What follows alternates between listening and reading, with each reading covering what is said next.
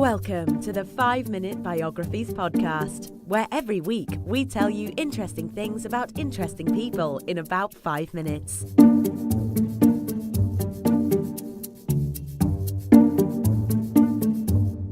And now here is your host, Wayne Armstrong.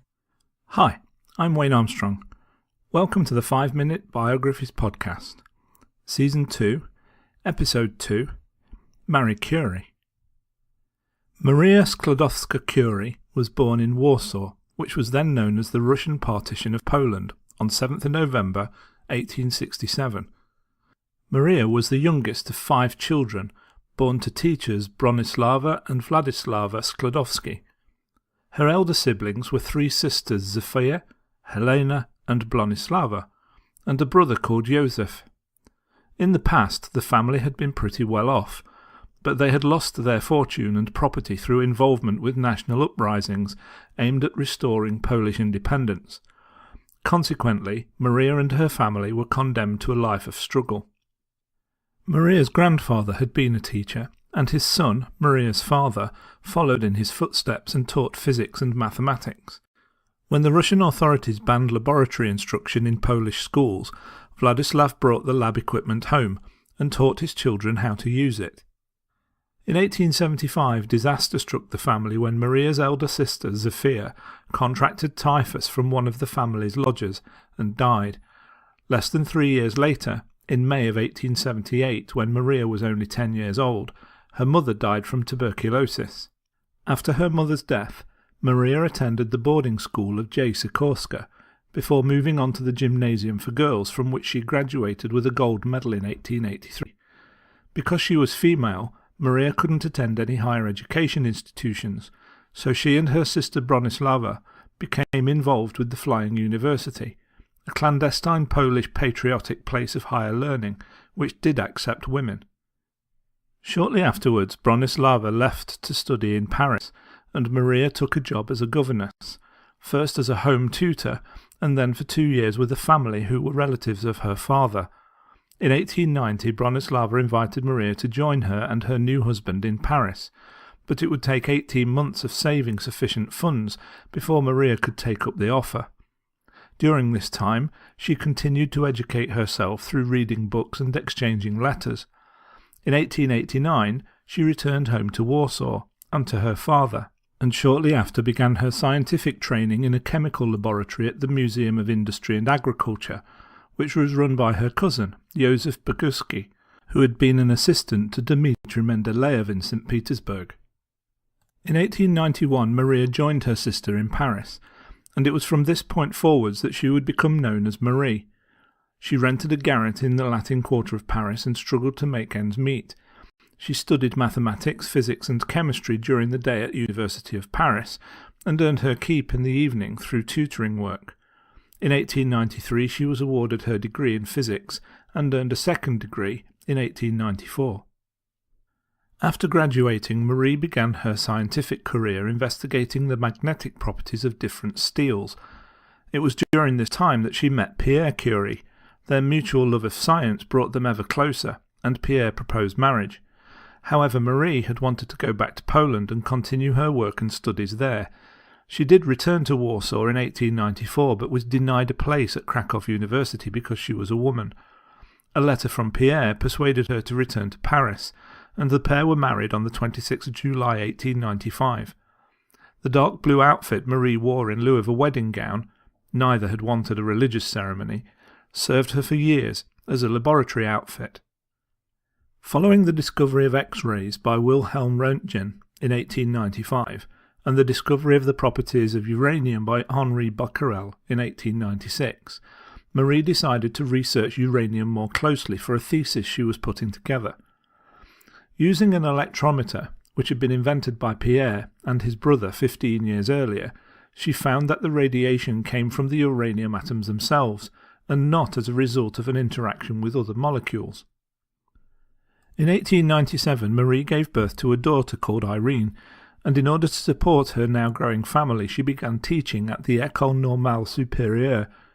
Marie continued her studies, though, in a converted shed at the side of the School of Physics and Chemistry. She was studying two uranium minerals called pitchblende and torbanite, and found that both were more active than the uranium itself, and so she theorized that another substance must be present which was even more active than the uranium. This led her to discover in 1898 that the element thorium was also radioactive. As her work became more and more intriguing, Pierre dropped his work on crystals and joined Marie in her studies. The discovery that thorium was radioactive didn't answer all of Marie Curie's questions, though, about how active pitchblende was, and so she continued to study it, theorizing that there must be another substance with similar properties held within the complex material. On 14th of April 1898, Marie and Pierre meticulously weighed 100 grams of pitchblende and proceeded to grind it with a pestle and mortar, not realizing that the substance they were looking for was so rare that they would have to process tons of pitchblende in order to find it. In July of 1898, Marie and her husband published a joint paper in which they announced the discovery of the element they named polonium, after Marie's native country of Poland. In December of the same year, they went on to announce the discovery of radium, which would also lead them to coin the word radioactivity. The Curies published 32 papers between 1898 and 1902. In one of them they observed that when exposed to radium, tumour-forming cells were destroyed faster than healthy ones. During this time, in 1900, Marie became the first female faculty member of École Normale Supérieure. At the end of this period, in 1902, Marie would visit Poland again due to the death of her father. In 1903, Marie was awarded her doctorate from the University of Paris, the faculty for which her husband had joined 3 years earlier. At the end of that year, in December, Marie was awarded the Nobel Prize in Physics, along with Pierre Curie and Henri Becquerel, who had discovered radioactivity. Marie initially was not going to receive an award, but following a tip-off, Pierre complained, and her name was added to the list, making her the first female recipient. Due to Pierre feeling increasingly ill, and because of his dislike for public ceremonies, the couple did not attend the ceremony in Stockholm. However, as Nobel laureates were required to deliver a lecture, they made the trip in 1905. The award money was put to good use, as it allowed them to employ a lab assistant. In December of 1904, Marie Curie gave birth to a second daughter, called Eve. 2 years later, tragedy would strike Marie's life again when Pierre was killed when he was run over by a horse-drawn carriage in heavy rain as he crossed Rue Dauphin. In May 1906, Marie was offered the chair of the physics department, which had been created for Pierre by the University of Paris. She accepted and became the first female professor at the University of Paris. Even though Marie Curie succeeded in isolating radium, something which had eluded the Curies for years, proving her theory beyond doubt, and after defining an international standard for radioactive emissions that became known as a Curie, she was still passed over for admission into the French Academy of Sciences due to her being a foreigner and an atheist, for which she was also vilified by the French right-wing press. Her work was receiving more and more international recognition, though, which eventually led to her receiving her second Nobel Prize in 1911, this time for chemistry.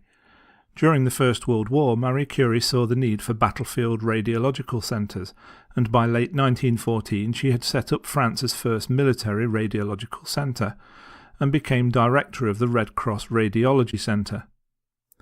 After the war, Curie spent less time on scientific discovery but travelled the world promoting the benefits of the discoveries she had made, making public appearances in Belgium, Spain, Czechoslovakia and the United States, where she was welcomed as a hero. In 1922 she became Fellow of the French Academy of Medicine, and in 1930 she became a member of the International Atomic Weight Committee. In 1934, Marie Curie visited Poland for what would turn out to be the last time, as a few months later, on the 4th of July 1934, she died from aplastic anemia, which it is believed was caused by her long-term exposure to radiation. Marie was interred at the cemetery in Sceaux, alongside Pierre. In honour of their achievements, and some 60 years later in 1995, their remains were transferred to the Pantheon in Paris, and Marie became the first woman to receive this honour on her own merits. Due to the levels of radioactivity, Marie Curie's papers from the 1890s are still too dangerous to handle without protective clothing and equipment, and they're kept in lead-lined boxes. I hope you enjoyed that episode of 5-Minute Biographies. If you'd like to see a transcript of the show, head on over to the 5-Minute Biographies website at www.5minutebiographies.com, where you will also find many other biographies that have not yet been turned into podcast episodes. If you'd like to make a suggestion for a future biography, then please use the Suggest a Biography form on the site. And if you get a spare few minutes, it'd be really great if you could leave me an honest review on iTunes.